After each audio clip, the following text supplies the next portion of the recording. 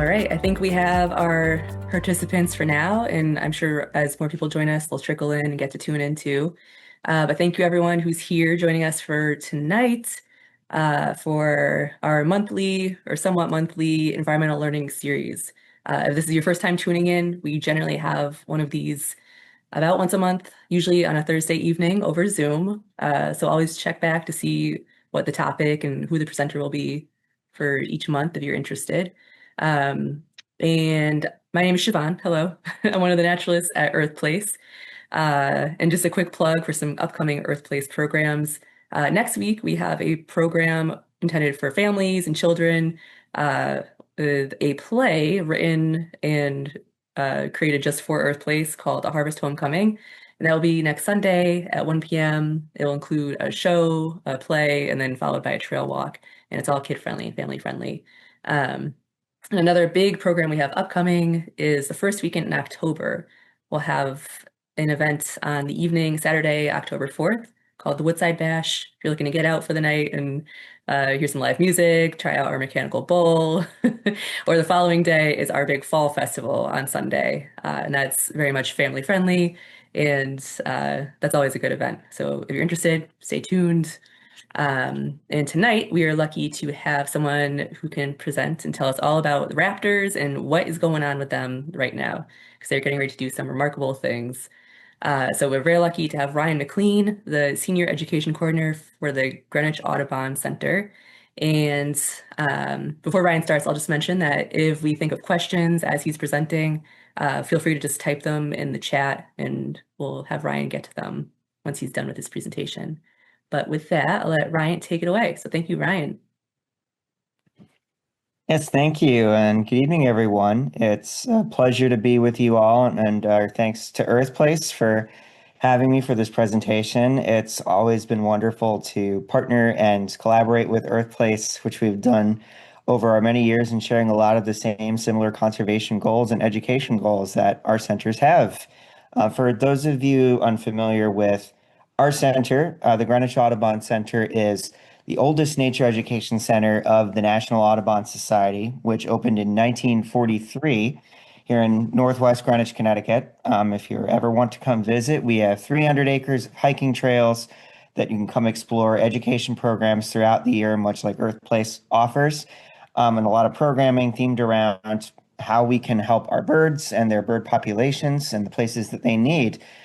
And you don't even have to hike very far to get to one of the focal points of our property at this time of year. The background behind me that you see is not only our center building, but this is the lawn where our Quaker Ridge Hawk Watch is conducted, which for over 50 years has been a major gathering point to observe and to study the annual migration of hawks, eagles, falcons, and vultures over New England and the Northeast area. And it's through doing this work and continuing to count these birds that we are able to get very important information on how the populations of these birds are affecting our ecosystems as a whole. These birds are on the top of the food chain, which means any problems with them means a problem with the entirety of the ecosystem underneath them. So what is it that we do at a Hawk Watch site, and why are these birds migrating right now? Well, those are two questions that we are answering as part of this presentation. But in just thinking of raptors and how much they can captivate us in many ways with the way that they fly, their graceful soaring, the incredible ways that they capture prey with their sharp talons on their feet, which is what makes raptors distinct from other birds that prey on other living things, like a robin will prey on an earthworm, but they'll use their beak to catch their food. Birds of prey use their talons on their feet to catch and kill their prey, to eat them. But with all of these things that we know of and associate with these birds, one of the things that immediately comes to a lot of people's minds when they stop by our Hawk Watch for the first time and they express to us is, gee, we didn't know that these birds migrated. We think of geese that migrate. We think of songbirds that migrate at this time of year. Why do birds of prey also migrate? Well, as a starting point, this graphic that we have in the middle of this slide here from Roger Torrey Peterson gives away more or less the big why of why not just birds of prey, but why all birds migrate. It's not just to fly south to find a warmer climate, which we all like to do, it's because of food. Without an ample food supply, these birds would not be able to survive in harsh conditions in the winter months. What you see here is what we kind of call the hawk menu, where each different one of these species of birds is a raptor that captures its prey with its talons on its feet. But you can see that their choices in food vary greatly from species to species, family to family. Our familiar red-tailed hawk that you see a photo of on the right, if you look at their menu line, you see that their diet consists of mainly small rodents, small mammals, the occasional birds and other food items if they are not able to find other sources of food that they need. But these are food items that by and large will remain consistent even in colder climates. So that's an indicator right there that some of these birds don't migrate. If you look at a bird like the sharp-shinned hawk, which you see on the bottom left, and find their line of the menu, good percentage of their diet, over 90%, is small birds. And where are our birds going right now? They're migrating too. So they have to literally follow their food in order to survive.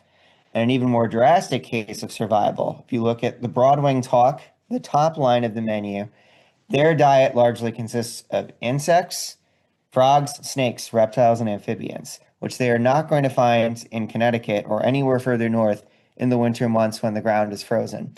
So that indicates that these birds have to stage not just a migration, but a major migration to points where they can find those sources of food every year. So how is it that people discovered that these birds made these journeys every year from point A to point B, and how we can get a window into where these birds are making that journey? Well, the start of understanding this, unfortunately, had some sad beginnings. And some of these photos I know may be a little bit jarring, but what this shows here is that before these birds were counted at hawk migration sites, and before these birds were considered to be the major crucial benefit to our ecosystems that they are, birds of prey were largely considered vermin. The words chicken hawk might come to mind when people think of when farmers would think that hawks would only be out to kill their chickens and not looking for other food and causing more bad than good. And at the turn of the 1900s, none of our North American bird species were protected from killing and from other means of human interference until 1918, when the Migratory Bird Treaty Act was passed, which remains law to this day that federally protects our North American bird species. There were at that time still some exceptions, however, and birds of prey were one of them. There were still states where there was a $5 bounty placed on every hawk that was shot, including the state of Pennsylvania. So at that point in time, people were not going up with binoculars, but with rifles to sites like Hawk Mountain in Pennsylvania, where this photo was taken, along the Kittatinny Ridge line of the Appalachians. And these photos, which was taken by a photographer named Richard Poe, were brought back to New York City, where Rosalie Edge, a prominent environmentalist of the 1920s, saw these photos and, being outraged by what she saw, went to Hawk Mountain herself to eventually purchase the property, turn it into Hawk Mountain Sanctuary, hiring Maurice and Irma Brune, who you see in the photo with her to her left, to become the sanctuary's wardens, to tell the hunters to leave, and to start getting an understanding of why these birds were choosing this particular site as their highway in the sky. And each year they realized that by bringing binoculars up and seeing these birds as they came by, we could count them to see how many of each certain kind of these birds was passing by this point and how that would change from year to year. And they realized this was happening at this time of year because they were migrating. They were heading to their winter homes and using these particular ridge lines and mountain sites as a way of finding an extending line from north to south to be able to travel. It is literally their interstate. And in Audubon, we call these areas where not just birds of prey, but other birds that use major land masses and geographical parts of North America as flyways, because they have the advantages of certain areas of where they're going through at their disposal to work for them as they go on their journey and to find places to stop along the way, which is just as crucial. So people would start flocking to Hawk Mountain in the hundreds to see this spectacle of hundreds, if not thousands, of migrating birds of prey overhead. But as time went by, people wondered, could this be happening in other locations? Could there be places these birds are coming from that we can see the same thing happening and we don't have to travel all the way down to Pennsylvania? So by the 1970s, a few other scattered hawkwatch sites had been established around the Northeast, including New Jersey, New York. But by 1971, people got together to see if there were test sites that could be tried out in New England. So the New England Hawkwatch organization was formed in 1971 by Connecticut volunteers to see if there were locations suitable enough to launch hawkwatches right here in Connecticut and throughout the New England area. Sites that were tested out included school hillsides, soccer fields, nature centers. You could see some of the locations that were used and still being used to this day throughout Connecticut. One of those sites that was tested was the Greenwich Audubon Center right here, because we are at an elevation of 510 feet above sea level. So we have a view to the ridge lines in front of us so that we can have an expansive view to be able to see birds as we scan with binoculars. So because we tried this site out and people saw and counted birds here during those days, they were counting migrating hawks, they decided to keep utilizing this site, to keep having people come out, which at that point was on maybe a couple days or a weekend a season, because there was a lot that was still very unknown about what the best types of days and conditions were to see migrating birds of prey. But other sites started to accumulate because of them being productive as well. One of them being Lighthouse Point in New Haven, Connecticut, along the Long Island Sound coast, which to this day remains the other major active hawkwatch site in the state of Connecticut. But at that point, it was determined that all of this information really needs to be centrally used somewhere. And this data that we're collecting of these birds as they migrate needs to be put to a greater use by looking at long-term population trends of how our species of birds are doing over these expansive periods of time. As you can see, this was the early 1970s, which was right at the tipping point where DDT was banned. Birds like the peregrine falcon, the bald eagle, the osprey, which were tail spinning towards extinction, now had a chance because they had seen those problems and we had passed the Endangered Species Act. And with the slow and steady increase of these birds again, how would these numbers change or fluctuate over time? And most importantly, what new environmental issues would start to arise? So in 1974, these groups of hawk watchers met not just from New England, but from all parts of North America to establish the Hawk Migration Association of North America, which to this day is the organization that we submit our Hawkwatch numbers to every single day of the season. It used to be sending in sheets of data every year and mailing them in. And in the turn of the 2000s, with the internet, the website hawkcount.org was created, where we'd be able to upload our numbers at the end of each day and people could see them.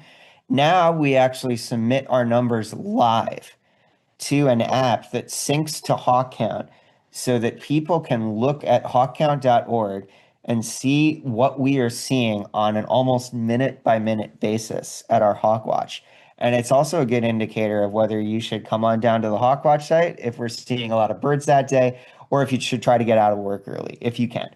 So the amount of technology and change of how data has been able to accumulate has yielded the same thing, where we now can see over 50 years of consistent population trends of how these birds have changed and their dynamics over time and what is changing in their environment. So to this day, and now the Hawk Migration Association of North America is just the Hawk Migration Association, because there are hawk watches now all over the world, not just in North America, but where some of these birds are winding up spending the winter in South America.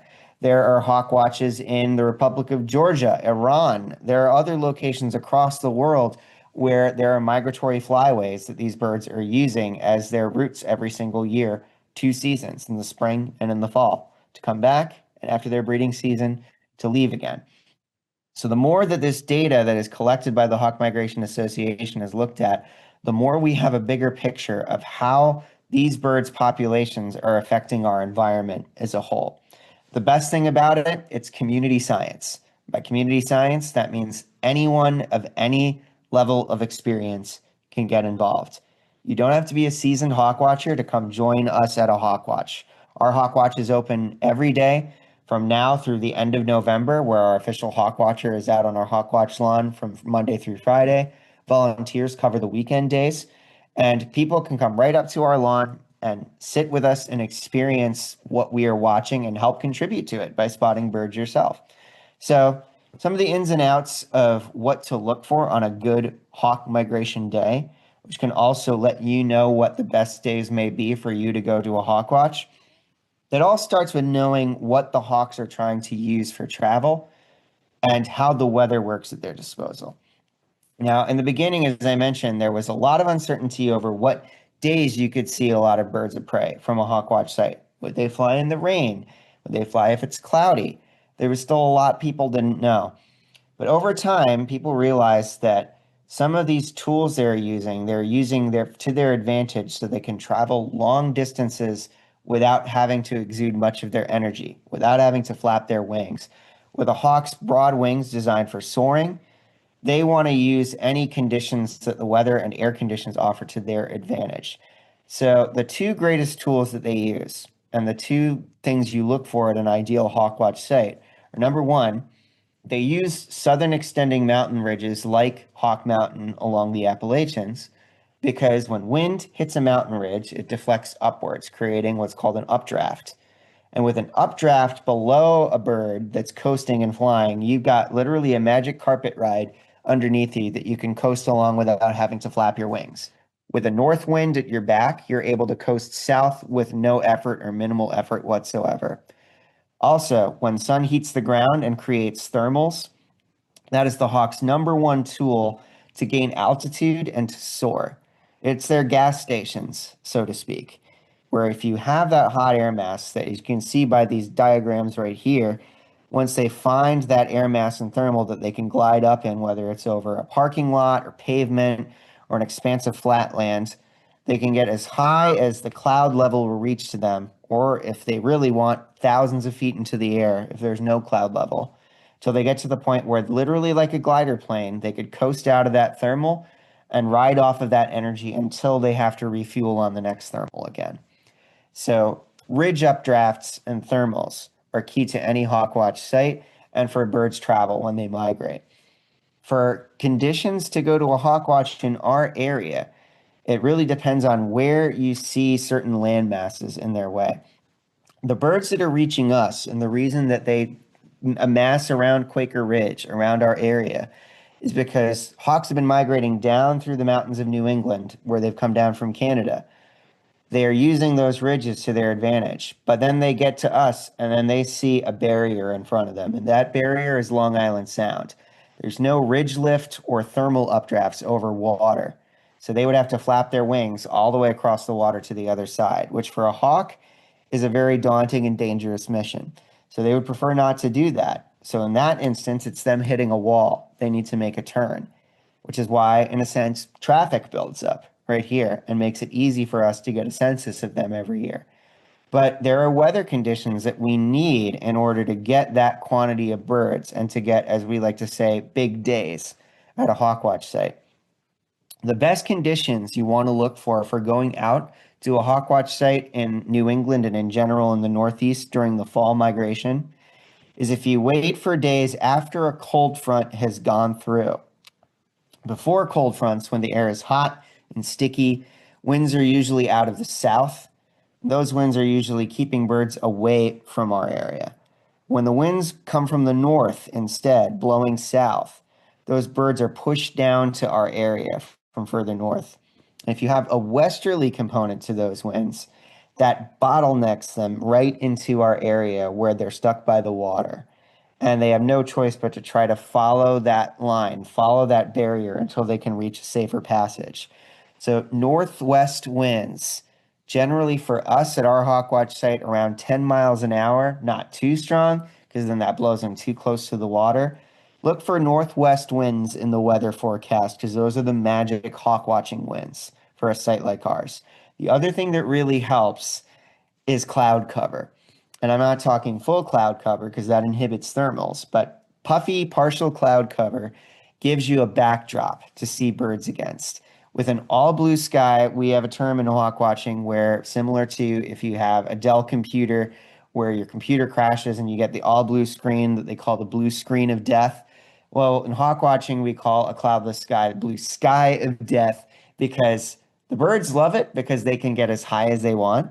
But unfortunately for us, it makes it harder to spot them and so high to the point where we can't even see them. So puffy clouds give you that backdrop to see silhouettes of these birds against. Now, when I mention silhouettes and I mention seeing these birds, another thing that people will say when they come up to a hawkwatch site is they wonder, are they going to be sitting in the trees? Or are they going to be landing around us? This is a very different type of bird identification than seeing a bird perched or seeing it in close range. We're really relying on an alphabet of shapes, where this graphic, also from the Peterson guides and from these guides from Hawk Mountain, show that we break down the different families of these birds of prey, not by colors most of the time, not by what they would look like when we're identifying them from a field guide perched, but by the shape of the wings and the tail and how they move when they fly.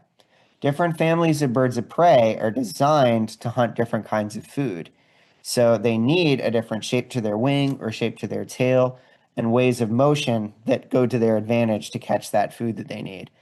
So unfortunately, even though it's like an alphabet of shapes, unlike letters of an alphabet, these shapes can change on a dime. They can be coming straight at you, where the wings might be flat, they might be curved upwards. They can even change the shape of their wings so that instead of a soar with their wings pushed out, if the wind hits them, they can tuck those wings into a glide and suddenly they look like airplane wings. So all of these factors we take into account when looking at how we're identifying one of these birds when they're flying. So when we break down family by family, there are three basic families that we generally start with. And the one that's probably the most stereotypical hawk silhouette shape family is the Latin name Buteo, Buteo. It's a family some of our most familiar and common hawks belong to because we're used to seeing what looks like this. Birds that have broad rectangular wings that are designed to soar over open space, looking for small mammals, rodents, and these birds are the most reliant on those types of air control that they can use for their wings, like thermals. And so if you want to see these species at a hawk watch, it's very much reliant on the wind direction. Now, our red-tailed hawk, one that we generally associate with being the most common in our region, and as I said before, a lot of which won't even migrate because their food will be persistent through the winter. If you're seeing the shape of this bird from a great distance in the air, you have the same Buteo shape of rectangular wings, fanned tail, but their namesake red tail isn't always visible. And in the case of a bird that's 1 year old, a juvenile bird, they have a brown tail in their first set of feathers. So we're relying on different marks that we may be able to see in some light, and in some cases we may not be able to see. In most light conditions, if you can see the underside of a red-tailed hawk, there's one field mark that is even more distinguishable than their red tail. And that is the line of streaks that they have right in the middle of the front of their body, which we call the belly band. Kind of like a Charlie Brown t-shirt where it sort of zigzags in the middle of their pale colored chest, where all of those streaks are really centered to the middle of the chest, with the above and below looking much more white. Many of the other hawk species have more uniform streaking and not condensed right to that middle area. So the belly band is oftentimes an even more visible field mark for red-tailed hawks. But what if we had no light at all and we could only see the silhouette? Well, there's one behavior that red-tailed hawks will do that if we see a silhouette of an all-dark bird doing this in our region, you can instantly say it's a red-tailed hawk. And that is when they stop in midair and they hold out their wings and do what we call kiting. Like this bird in this video that you can see below, stopping in midair, maybe doing a little hover correction, but it's stopping its wings and literally acting like a kite in the wind. If I move forward in the video, you can see a little bit more how these birds will literally just stop as they look down below them to see if there's a mouse or a small rodent underneath them without moving their wings at all, having the wind underneath them. This also heavily indicates to us, especially for red-tailed hawks, if they see something that is down below them and they're looking at something, they're going to just stop in midair, which tells us that they're hunting and they're not flying and they're not migrating. Migrating birds look like they're on a mission. They're going to be going in one direction, heading south, and they're going to be much higher up. So it's that behavior that indicates to us that this is a bird that's migrating. The opposite of that, their smaller cousin, the broad-winged hawk, which, if you remember going back to the menu, their diet mainly consists of insects, reptiles, and amphibians. So this bird not only leaves our continent for the winter, they go all the way down to South America for the winter months. They are similar in shape to a red-tailed hawk when they fly, but smaller in size. Instead of the red tail, they have a black and white banded tail. Their wings, however, if you look at the tips, the red tail's wings look like they have a much more squared tip to the wing, like they have fingers that stick out with their feathers. On the broad wing, it kind of rounds more at the tip, making sort of what looks like a candle's flame. And when you see these birds circle, because they're smaller, it looks like the circles that they're making are tighter and not as big and wide as a red tail.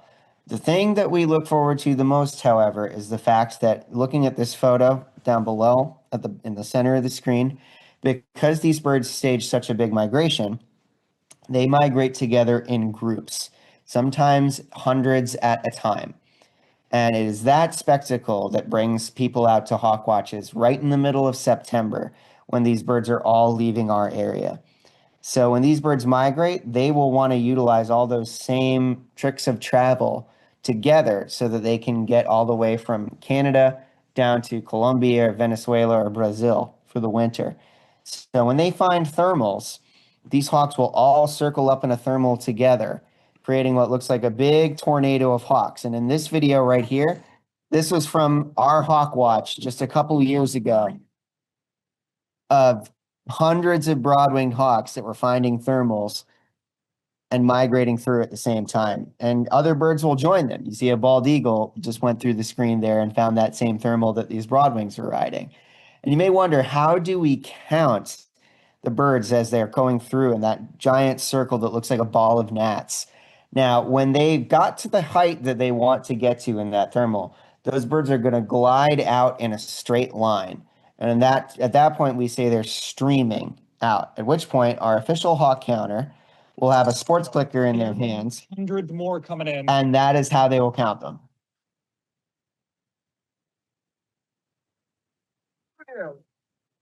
On that day, I believe we had about 10,000 broad-winged hawks come through. So I feel really bad for our hawk counters' thumbs at the end of the day.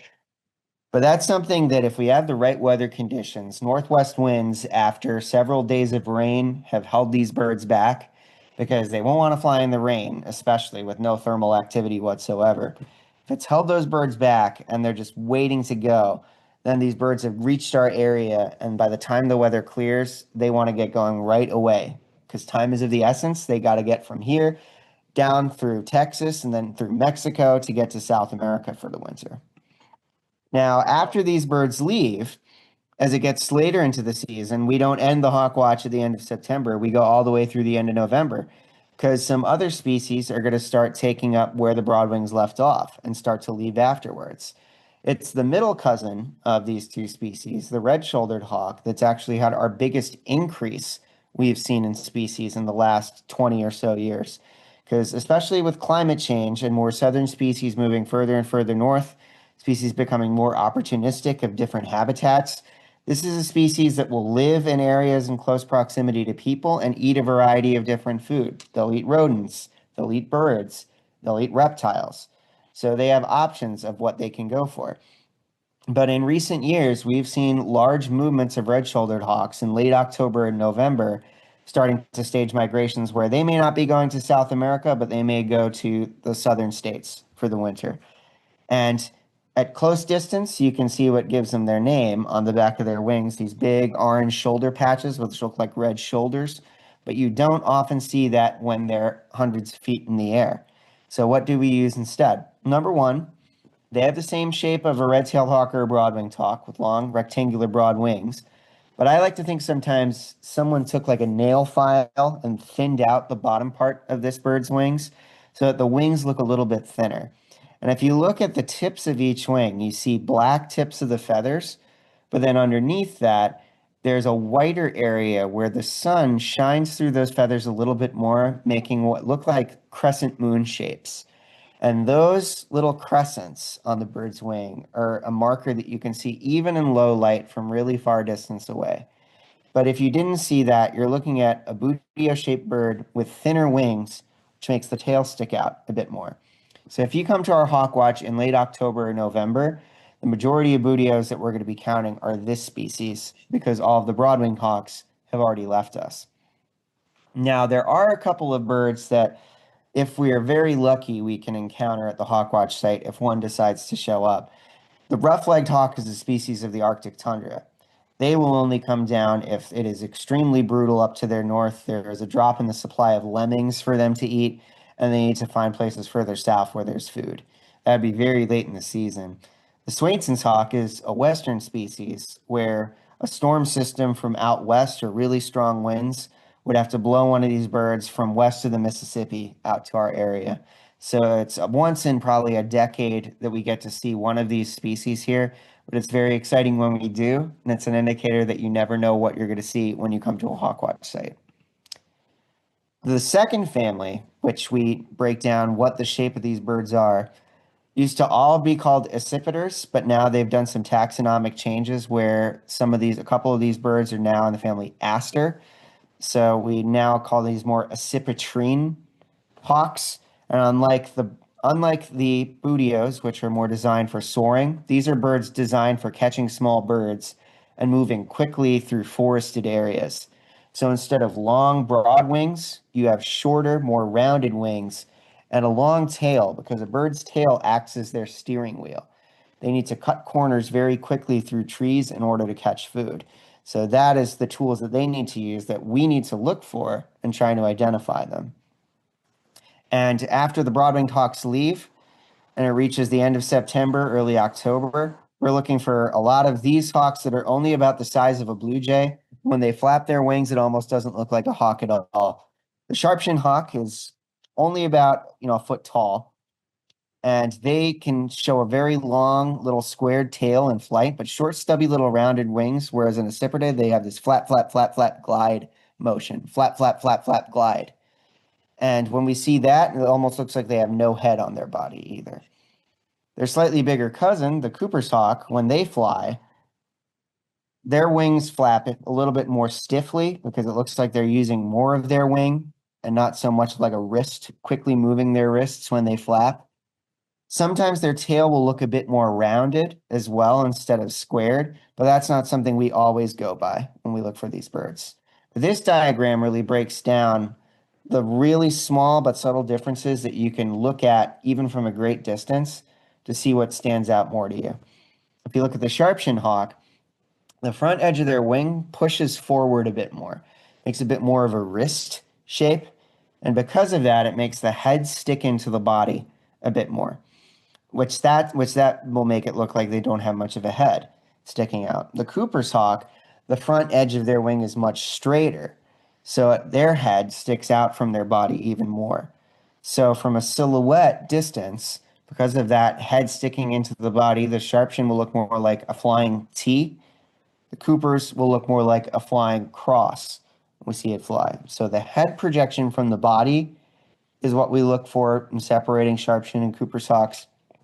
Sometimes the tail, even though we can't always go by if the tail is square or rounded, because if birds are molting or changing their tail feathers, it can make them look more rounded or square than they actually are.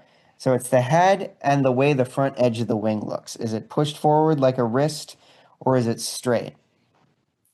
Now, they have a slightly bigger cousin that, unfortunately, because it's a northern species that has retreated further and further north, we don't see them at our hawk watch as frequently anymore. But the American goshawk, which is more of the size of a small buteo, is a bird that hunts primarily snowshoe hares and ruffed grouse. Ruffed grouse is a species that's long been eradicated from our area for probably the past 20 to 30 years, if not longer. So these birds have had to gradually retreat further and further north to where they're going to find those kinds of food in any decent numbers. And if they have that food, they're going to stay there. So if we're lucky, we may only see one goshawk a season at this point, and that's if we're lucky. Now you have your booteus and accipiters, the other family and other distinct wing shape, pointed wings, birds that are designed for catching prey in midair, and that's our falcons. Even though these are also birds that hunt birds, instead of hunting from perch to perch, tree to tree, they rely on diving on their prey and capturing it in the middle of the sky. And it's not just birds that they're capable of. There are falcons that are primarily insect hunters, and that includes our American kestrel, our smallest falcon, and also, unfortunately, one of our biggest species of concern, because they're a species that largely relies on grassland and meadow habitats, habitat that has greatly been reduced in our state and in our region, both by development and habitats like those becoming woodlands again. It's a species that, in both the male and female, it's one of the only birds of prey where you can actually see differences in the color plumage of males versus females. Most birds of prey, there is no difference, except the females are bigger and tougher than the males. But in kestrels, you have males that have orange with black spots on their front, blue shoulders to their wings, and females that have more rusty streaking on their back, because these are cavity nesters, birds that nest in holes in trees. And the females need to blend in more with what looks like the tree bark or the areas of wood that they're blending into. When we see these birds fly by, they're very dainty. Wings are like banana, boomerang shaped wings. Sometimes they'll catch dragonflies in the middle of the air, take a snack for the road. And they'll sometimes migrate late in the day because with pointed wings that are designed for flying and flapping quickly, they don't rely on thermals as heavily because they can flap their wings easily without getting tired. Their bigger cousin is also another champion at that. The merlin is a darker species of falcon, more jet blue on the back, more brown on females, with a banded tail. These are birds that we'll see zipping by us very quickly at the end of the day, often only giving us a 2 or 3 second look before they're gone. And their bigger cousin, the peregrine falcon, even though they are a conservation success story, as I mentioned with the ban of DDT, in the 1970s, these birds have skyrocketed back in populations thanks to people who have bred them in captivity and re-released them. Now they live in every major city on skyscrapers, bridges, down rivers, and other areas. But these are birds that, because of the way they're designed with their wings, as I mentioned, they don't mind flying long distances flapping, unlike a bird like a broad-winged hawk. So peregrine falcons will often choose to migrate along the water instead of up by us. So we, on average, only see maybe a dozen or so peregrine falcons every year at our Hawk Watch site, but coastal Hawk Watch sites will see more peregrine falcons because of the migratory route that they're taking, which they prefer. But when we do see them, we'll see, even from a distance away, a bird that in silhouette looks like a cocked bow and arrow. You can see the shape of their wings with their two pointed wings making the shape of the bow, with the tail being like a pulled out arrow at the back. So when they soar, that shape is very prominent, and you can usually tell by their size what you're looking at. Now, aside from those three families, there are other birds, including ones that by definition technically aren't birds of prey because they don't catch live prey. They catch or search for carrion or dead animals, and that is our vultures. Mother Nature's garbage crew, which just as important as the birds that are catching live prey, are looking for the animals that have already died. And they share many of the similar traits to birds of prey, which is why they are still closely related anatomically and why we still count them at hawk watches because of their soaring abilities. They use thermals very regularly, especially our turkey vulture, because with the shape of their wings, it's impossible for them to flap even for a minute. So relying on any source that the wind can give them is literally what's going to get them up into the air. And most likely the first bird you will see at a hawk watch or any site that you go to in an expansive view, if you look up and see a bird that's all dark with wings held up in a shallow letter V, they've given away their name to you because turkey vultures hold their wings up in a V shape that we call a dihedral, which helps them to aerodynamically position themselves in the wind, and they'll rock back and forth in a slow but steady motion as they're flying. So you see that rocking, you see that V shape, you see an all dark bird, you're usually looking at a turkey vulture. However, in the past 20 to 30 years, there's been another vulture that has now made its incursion into the Northeast to the point where they're now pretty much a year-round resident, and that's the black vulture. where instead of the turkey vulture's long upheld V wings, they have shorter, more squared wings, where instead of having silver down in the lower part of their wings, they have silver wingtips, and their tail is much shorter and stubbier. It almost looks like sometimes they don't even have a tail at all. But these are birds that, with climate change, have slowly expanded their range further north to the point where, because of the fact that there is ample food supplies even in areas around here for the winter, these birds don't stage very long distance migrations. So we have to be very careful and selective of which ones we'll count at hawk watches, seeing the ones that are moving south versus the ones that might be going up north to where there's the nearest garbage dumpster that they can find food for the day. The other big dark birds, though, that now are also much more of a common sight at our hawk watches and others are eagles, particularly the bald eagle, which, much like the peregrine falcon, we nearly lost due to DDT. Back in 1985, which 40 years ago was the first year that Quaker Ridge had a full-time paid official counter hired by the National Audubon Society, the season total for bald eagles was 7.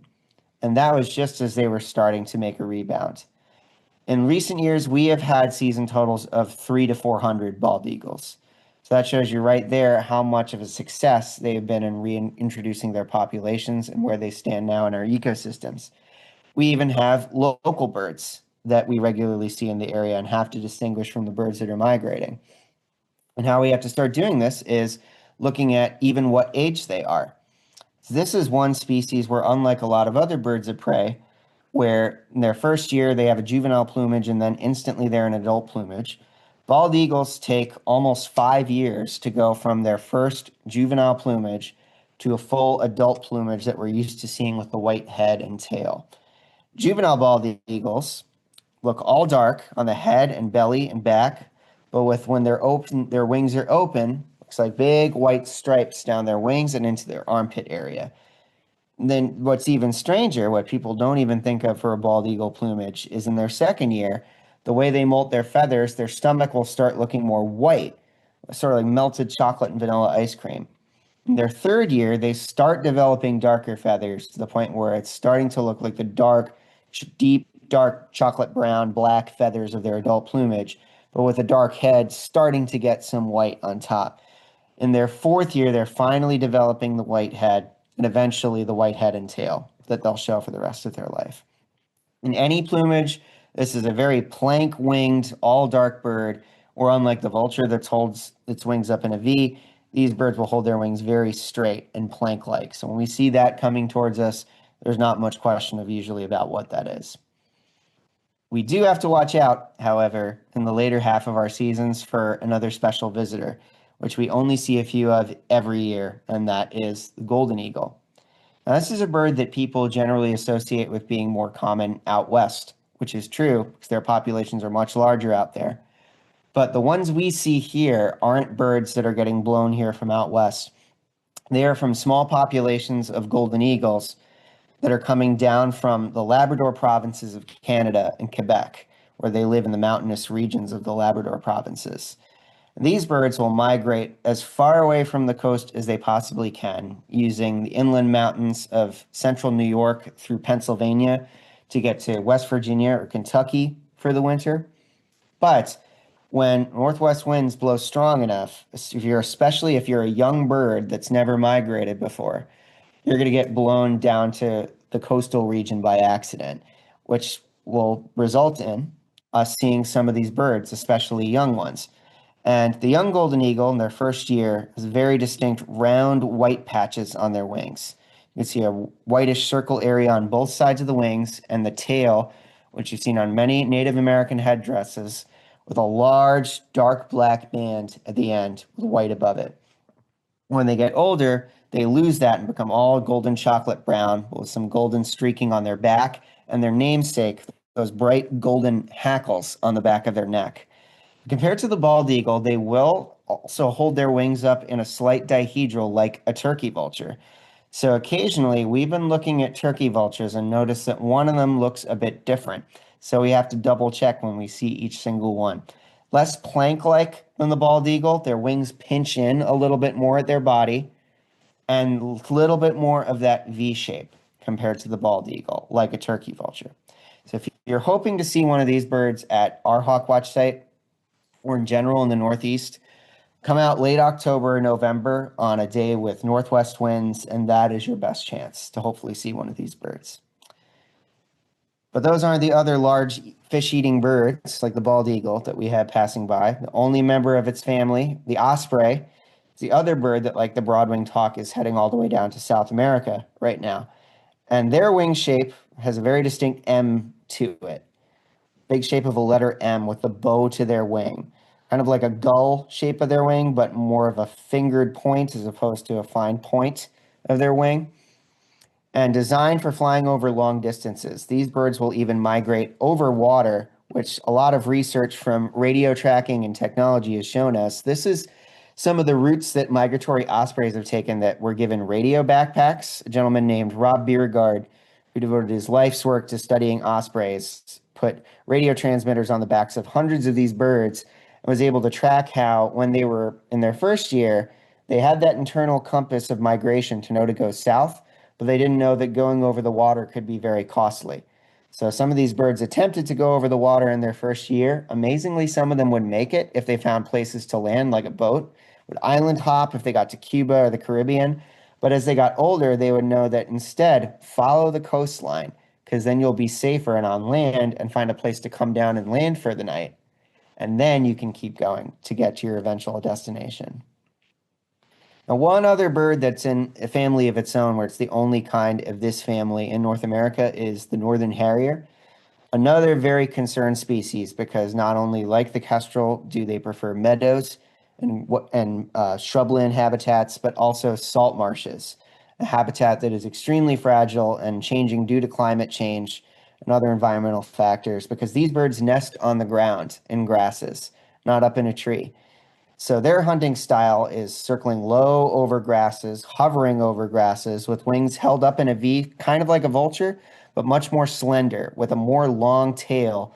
And at all distances, there is a big white patch above their tail, which is really easy to distinguish at any certain height in most light conditions. That tells you what it is, especially in the case of trying to see if it's a male or female, because this is another species where the males and females have different color plumage. The male has an all gray blue with black wingtips. Sometimes we nickname them the gray ghost. The female, because they nest on the ground and needs to blend in with the ground, is more brown and camouflaged. The juveniles also have more of a beautiful rusty, sort of burnt toast color on their front. Makes them very striking. These birds, as we mentioned, since they're declining, is a bird that we're very much watching the numbers of as we've seen them drop at hawk watches over extended periods of time. So the purpose of all of this, of what we do, is to make sure that we have the best idea of how we can conserve not only our birds of prey, but the habitats that they're using, because these are habitats of everything that they're using for food and everything that's below them on the food chain. And they've told us that we can actually make an impact, because even though there has been a lot of dire projections and information that have been put out there in recent years over how many birds have been lost, 3 billion birds lost in the last 50 years alone, in certain habitats more than others. Raptors have told us that there is hope, because thanks to the actions that we've taken, 15 million raptors have been gained since 1970, when the ban of DDT took place. So now, what are the threats that they face, and how can we combat that? Well, even though DDT is banned, there are new chemical threats to these birds, such as neonicotinoids, insecticides being used in agriculture and crops that, much like DDT, if a seed is sprayed to utilize this insecticide, if one insect eats it, if one bird eats it, or if one bird eats that seed, it will kill that bird and then get ingested by a larger bird, like a bird of prey. Thankfully, Connecticut has recently passed legislation to stop the use of neonicotinoids in certain settings, but there is still a lot of work to be done. If anyone does want to sign up for Audubon's Action Alerts, which keeps you up to date on legislative issues and ways you can help in getting involved with some of these environmental causes, we're happy to provide any links for you for anyone who's interested. But the other basic things that can be done, making sure that we preserve these spaces for these species, especially where they are threatened, especially meadows, grasslands, wetlands, salt marshes, and making sure that we plant the native plants and trees that they need in those areas. So not only does their food use it, but they can come and use that food as well. And as I mentioned, this is really an interhemispheric effort where people from across not only North America, but into South America and other parts of the world have to monitor how our different bird populations are doing because we share these birds. Once they all leave our region, once they leave the United States, they have to go through Mexico, where Veracruz is referred to as the Rio de Rapaces, the river of raptors, because with mountains that are way too tall for them to pass to their west and then the Gulf to their east, then they have to only squeeze through this narrow area of land where hawk counters down there are on top of hotel roofs counting millions of raptors in a season. Through there, they have to then go through Costa Rica, Belize. They get down into Panama, and then they're really landlocked with the sides. And this photo on the bottom left is Rosa Belmiro, who's the director of the Panama Audubon Society, with a group of children that she's educating down there.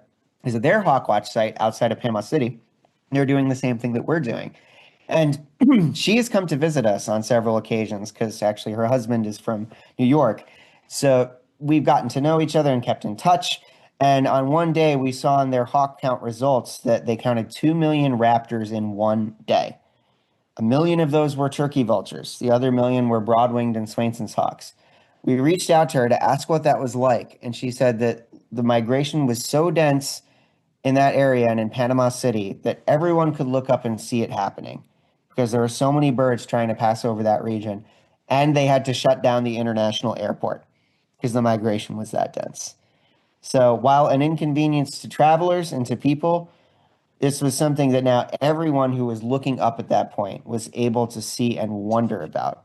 So they're doing that same education work down there. And even now into Colombia, in South American countries, where these birds are eventually reaching as their destination, there are people down there establishing hawk watch sites. And also, much like they did at Hawk Mountain 100 years ago, are stopping the illegal raptor poaching trades and hunting that is still occurring with these birds in areas where they don't have the federal protections that we have. So it is a group effort as we share all of these birds with all the other parts of the hemisphere. And you can see this is some of the radio tagging work from broad-winged hawks that Hawk Mountain has tagged that even came from Connecticut. And you can see the paths that they've gone on down through Virginia and then eventually into Central and South America.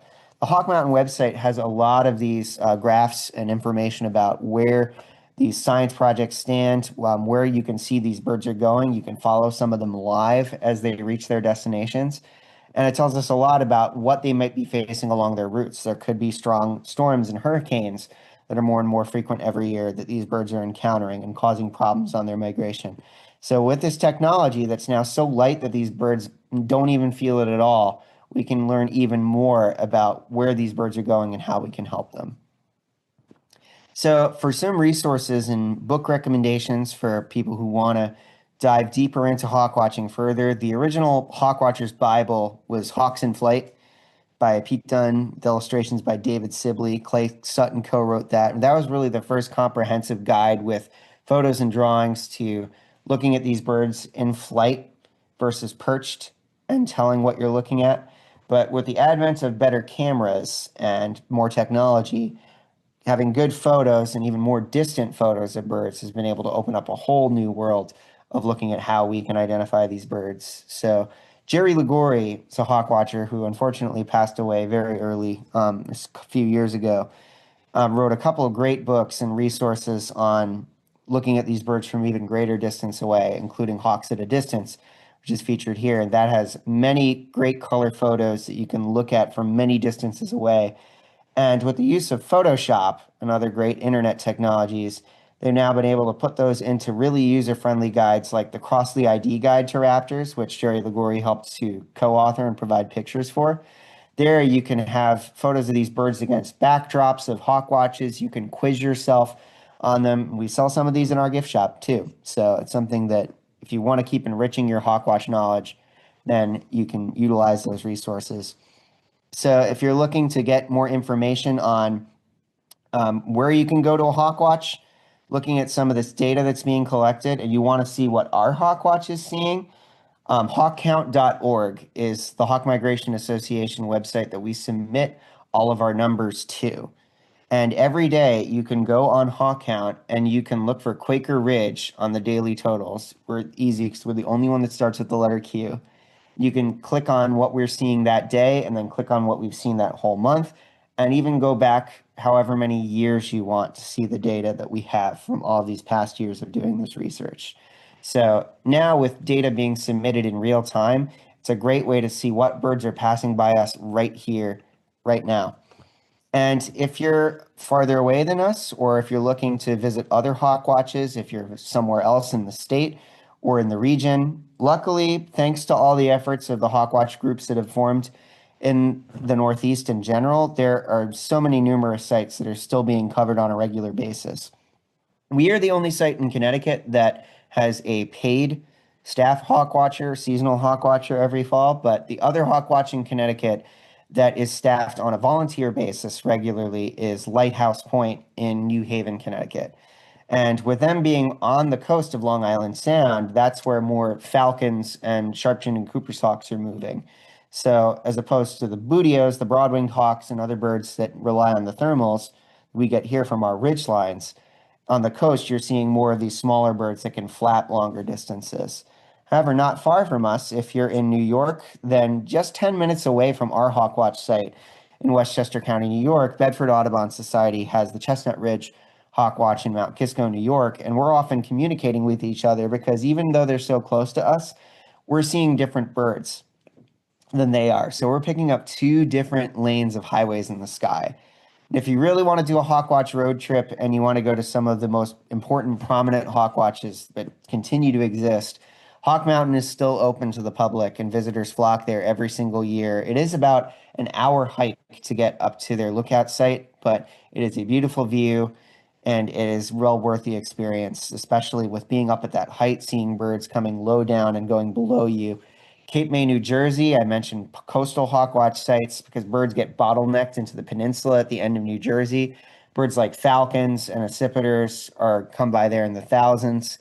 You can see sometimes 100 peregrine falcons in a day if you go to a site like that. And if you really want to go even farther than that, places like Corpus Christi, Texas, will see sometimes 100,000 broadwings in a single day.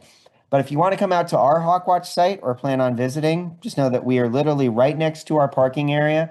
It is incredibly accessible even to wheelchairs and mobility devices, and anyone can come get involved. Anyone can stop by on any day and assist our official hawk watchers and learn about what's happening. We have extra pairs of binoculars that people can use, and hopefully you can spot some for yourself and contribute to community science.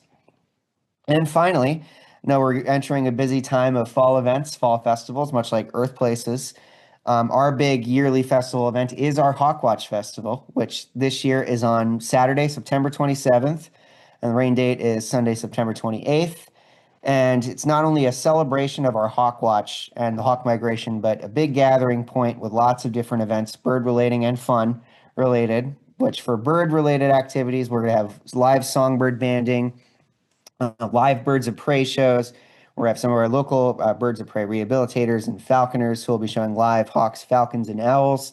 And for kids, everything from a hawk mini golf course to bird face painting. We're sponsored this year by Zeiss and Vortex. We'll have binoculars on hand that you can try out and buy at our Hawk Watch. Food and a special musical guest and birdwalk leader, Bonner Black, who has gotten a big social media following as a bird enthusiast who's also a musician. She'll be joining us all the way from Nashville, Tennessee this year. So if you can join us, we would certainly love to see some of you there. I'd happy to drop the ticket link in the chats to this presentation.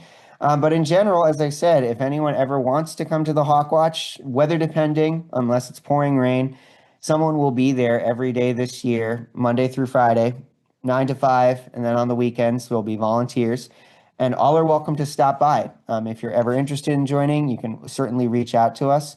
And with that, I'm happy to take or look at any questions. And once again, want to thank Earth Place and everyone for having me here. So thank you all. That was awesome, Ryan. Thank you so much for that. I feel like I'm gonna have to watch the recording back like 4 times until I get everything down. But so much better than reading a book for me. So I really appreciate that. It was awesome.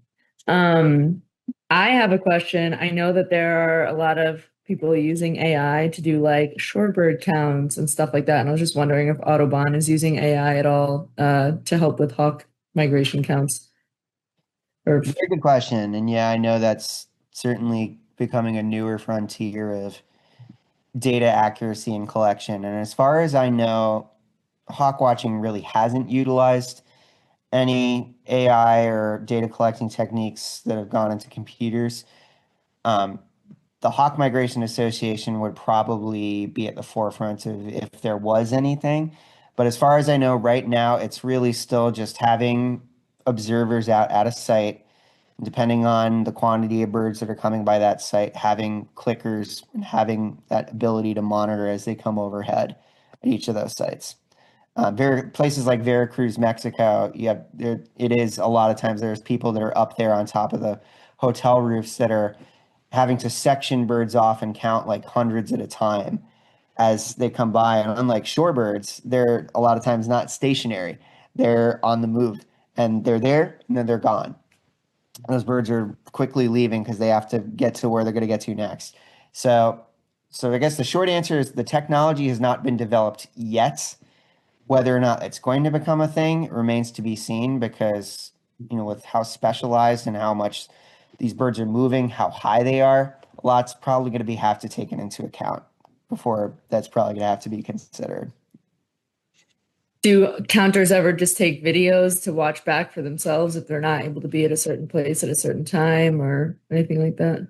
We definitely do, but now that data is collected in the field in real time at a lot of these places, a lot of hawk watchers are still relying on clickers for one, especially at sites where it's easy enough to get a count of singular birds with a clicker, or getting an estimate at one time, because if one group leaves, chances are there's going to be another group of birds coming up behind them at the end. That's awesome. Does anyone else have any other questions before we wrap up? I had a question. Just want to bring owls into the conversation. I was just curious. I know they are not large scale migrators. It'd be exciting to see 2 million owls migrating at once, but maybe not in the cards. But are there any efforts in Connecticut going on to monitor the ones that are migrating? It is interesting you ask that because, while you're correct that owls by and large don't scale long distance migrations, there are a few species of owls that stage dispersals that you can call migrations that are being not only heavily studied in Connecticut, but across the Northeast, especially the northern saw-whet owl, which for those who are unaware of it, it's one of the cutest birds you'll ever see. It's the bird that was found in the Rockefeller Center Christmas tree a couple of years ago when they found it inside that tree and that rescued it and was eventually released.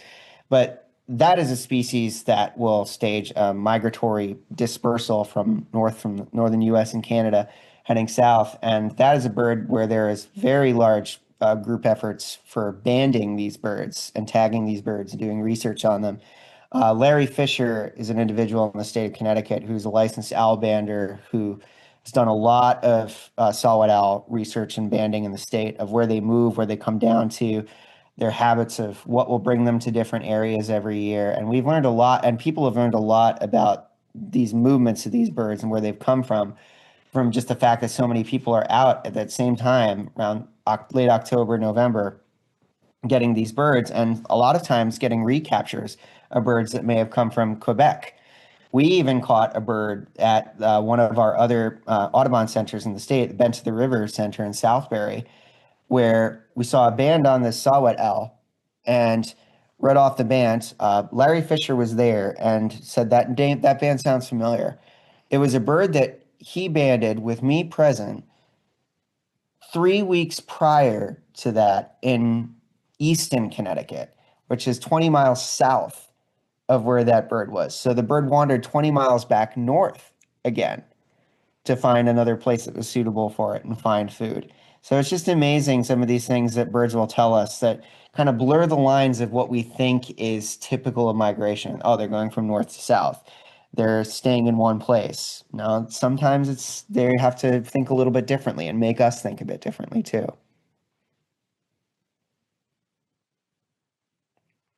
That's incredible. Thank you. And thank you Victor, you have a question? oh, Hey, Victor.